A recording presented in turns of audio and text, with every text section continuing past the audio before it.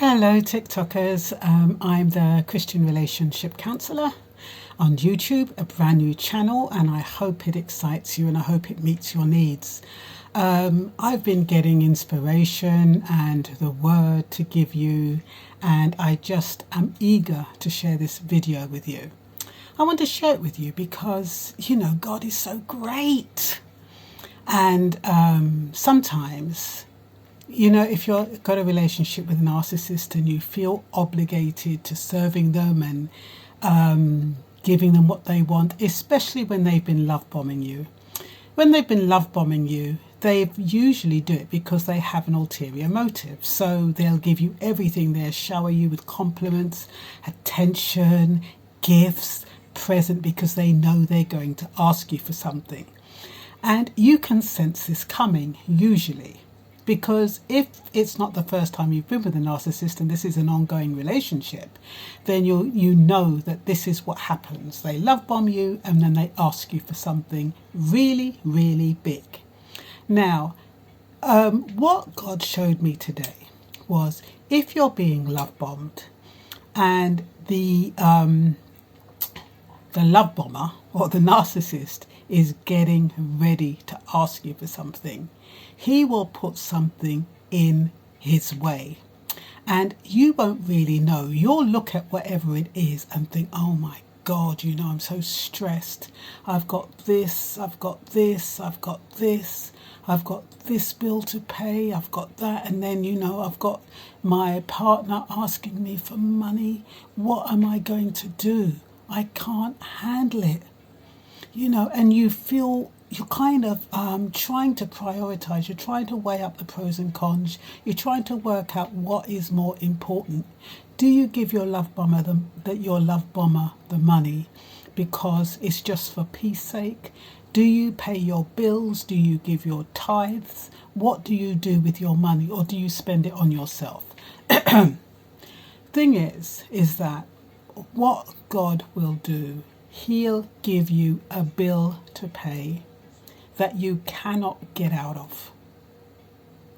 And it's like with your tithes. If you have tithes to pay, it's a commitment.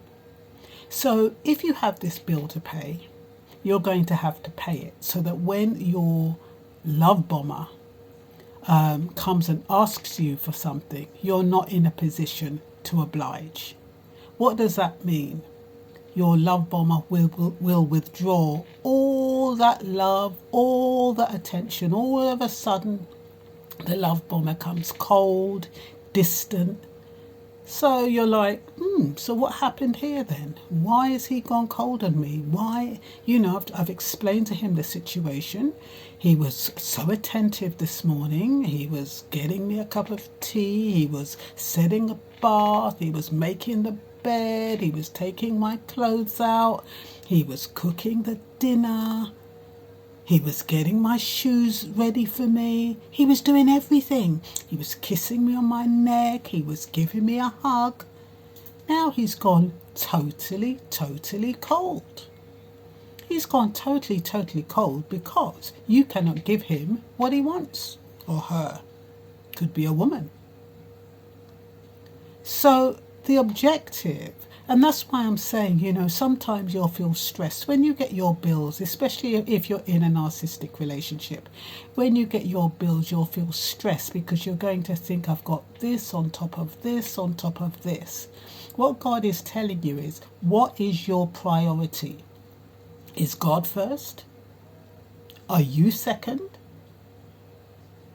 Or is your partner first, God second? Or is your partner first and you second and God last? That will depend on how you kind of arrange and organizes the way you plan your life, the things you have to do, the way you use your resources.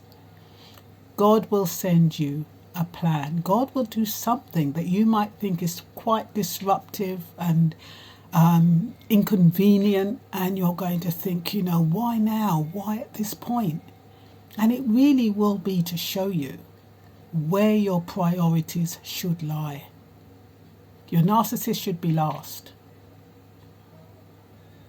He should be last. And unless you are so desperate for the love bombing, but if you're desperate for the love bombing, if you're desperate for the attention and the love and him doing everything for you, that means you're always going to be at his beck and call, aren't you? You're always going to have to be at his bidding. Is that what you want? Is that what you was put on this earth for? To be at somebody else's beck and call? Now you can argue that it's a part of being a selfless Christian. It's a part of being a loving Christian. It's a part of being a forgiving Christian. To be all the be all and end all for your partner. But you have to take care of yourself. And if you're in debt, you're sick, and you've got, I tell you something, that narcissist will be gone when you can't help him anymore. And you will have neglected yourself and your needs, and you end up in a precarious situation, and he's up and left because you can't serve him anymore. You can't give him any attention. You can't give him any money. You can't do anything for him, basically. So he'll be gone. He'll chip. So all I'm saying, people, is that when things happen in your life that you feel are inconvenient, that cause you stress, just look at the bigger picture and say, why is this happening now? What is it teaching me? What can I do with this information? How does it help me in my relationship? Guaranteed it will help you in your relationship in some way. You might not be able to see it straight away. But it's like, for some people, that large bill or that your boiler breaking down, your plumbing needing doing, it could be to save yourself from the narcissist's ploy. Narcissists are very calculating, very manipulative. And they give and they withdraw love at a whim. Their love is conditional. Conditional on you giving them what they want. If you don't give them what they want, they are obnoxious and distant and cold. And you're going to be trying to garner up everything you can to bring them back on side. And you can do that. You can beg, you can beseech, you can buy them stuff, you can give them money, and you'll have them on side for a minute. But what about the next time? So all I've got to do, peeps, is say, be careful. Love the one you're with, which is you. And always put God first. If you put God first, he will look after you. You don't have to worry. And when you get these bills that you can't pay or you can't afford to pay, I remember going to a church, and the church minister said to the congregation, leave your bills and pay your tithes. And I thought myself, no, that's not good advice, especially for young people. And they said, you will benefit 7 times 7 when you give your tithes. And those people, they gave their tithes and they left their bills, and half of them are on the street, homeless. You cannot do that. God loves a cheerful giver. You cannot be a cheerful giver if you know you're giving money that you should be paying your rent with. You have to be reasonable. You have to be sensible. So if you've got money for your rent, money for your bills, and you've got money for your tithes will have to come after you've paid your bills. You have to be sensible. Some people, some churches, they expect people to pay tithes out of their benefits, their universal credit, their welfare check.